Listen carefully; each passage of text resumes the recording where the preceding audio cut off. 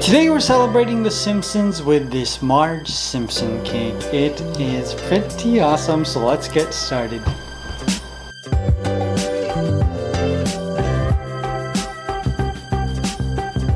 So we're making Marge Simpson today, you guys. Now I posted a video of my buttercream palette for my Sonic the Hedgehog cake, and I asked you to guess which character I was creating. The buttercream I showed you was blue and beige, but a lot of people thought I was blue and yellow, and you guessed Marge Simpson. So I thought it'd be kind of cool if I just made a Marge Simpson cake. I've always wanted to make one, but I just thought it would be too tall for my fridge. So I made some adjustments. I'm excited about this. Let's get started.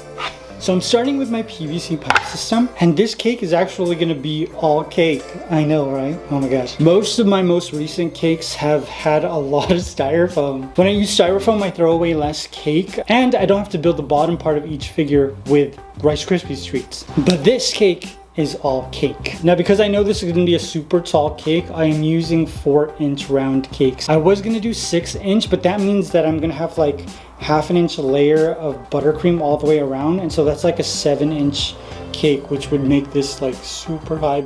So I'm starting with a smaller cake so that this can actually fit in my fridge. My 4-inch round cakes are dyed yellow and blue, which are the colors of Marge Simpson. I'm using 5 4-inch round cakes in total, and then the last one is a 4-inch half dome cake to create the top of Marge's hair.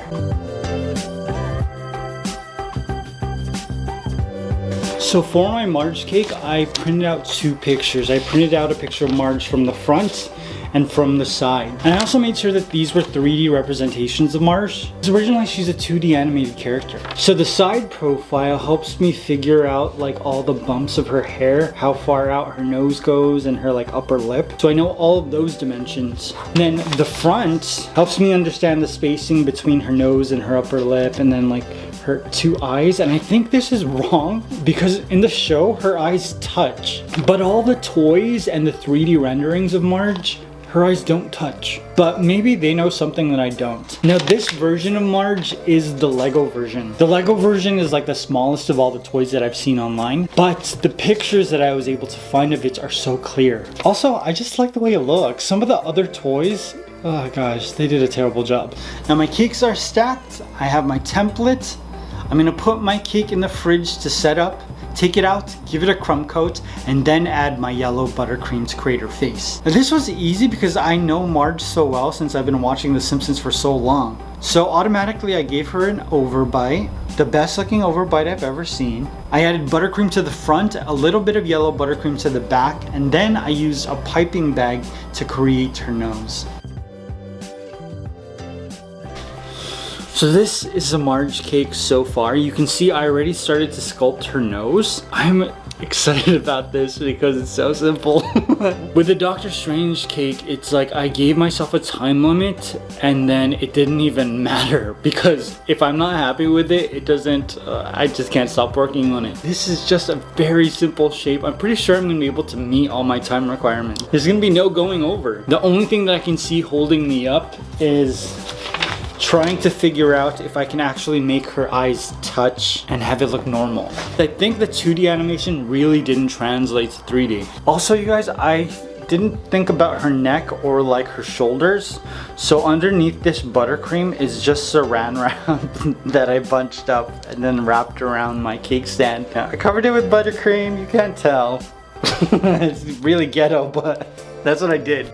Now, using sculpting tools, I started to finalize Marge's face. So I started with her nose and gave it a nice round shape, and then I started to work on her smile. I'm just shaving away buttercream on the side of her face and making like a U shape. I also realized that I made her face a little bit too wide, so I had to shave off some buttercream on the sides as well. I smoothed out the buttercream as much as possible. It looks like fondant. This silicone makeup applier, oh my god, it is a dream. This is really how I got this smooth texture. So I've created her eyes with fondant. I'm going to be placing them here, and I really hope I can make them touch, but I don't know. Don't know why none of the 3D renderings have the eyes touching. Now today I'm going to be working mostly on her hair, and I need to sculpt this a little bit because her hair goes back not straight up, which means I need to shave it down here and add a little bit of buttercream so that I can give it a tilted look. First things first, I'm gonna cover up her beautiful face. Beautiful face. Just like that. And then I'm just going to slice a little bit of cake away. When I was happy with the curve, I added blue buttercream to the top of my cake. It's a very thin layer because there's going to be a ton more buttercream going on. I was also very careful not to mix the blue with the yellow. I didn't want to see any green buttercream where these two colors met. And to make sure that didn't happen, I actually made some placeholders. I created these fondant pieces to go right in between both. And these might be placeholders because once I'm more comfortable with adding all of the blue buttercream detail, I might remove these, but also I might not. It all depends. It just depends on whether or not I think it looks good. After I added my placeholder fondant, I added white fondant to create Marge's eyes. And then I used black fondant to give her some beautiful eyelashes. I did this carefully because black fondant can stain, especially on really light colors. Alright, so this is Marge so far. You can see that I exaggerated her smile a little bit. I gave her some buttercream shoulders. That's just a bunch of buttercream on the cake board. I was wrong. You guys, her eyes don't touch, not even in the 2D version. But because the Simpsons are usually drawn at like a 3/4 angle, it looks like their eyes are touching. Then I saw Marge's mugshot and it's like straight on and you can totally see that they don't touch. So this is correct. Now I made some green fondant to create her dress, but it doesn't really go that far down.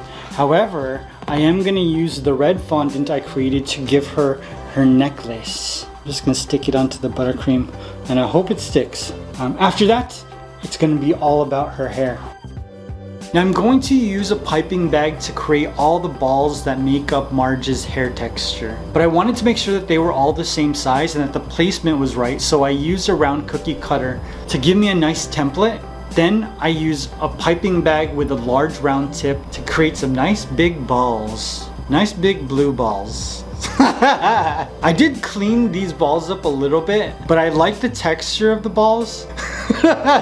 Oh my gosh. Get your mind out of the gutters, you guys. We're talking about Marge's hair, alright? After I finished, my Marge Simpson cake was complete.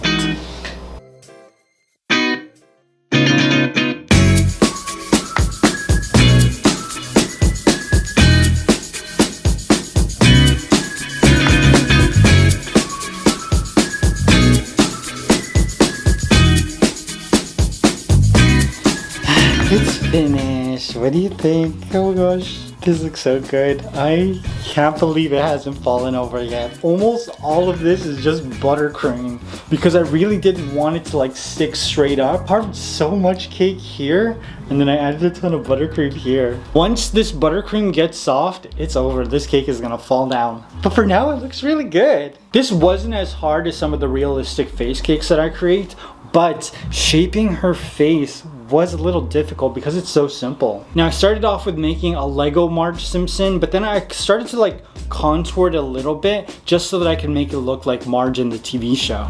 The yellow that I used to create Marge was a little too green, so I painted it over with this like yellow luster dust that has an orange tint, and it made such a big difference. Now I'm curious, would you like to see me make more Simpsons characters? They're definitely not going to be as hard as this one. And instead of having to deal with two different colors, I'll only have to deal with yellow because Bart, Lisa, and Homer are basically one color. I want to do more.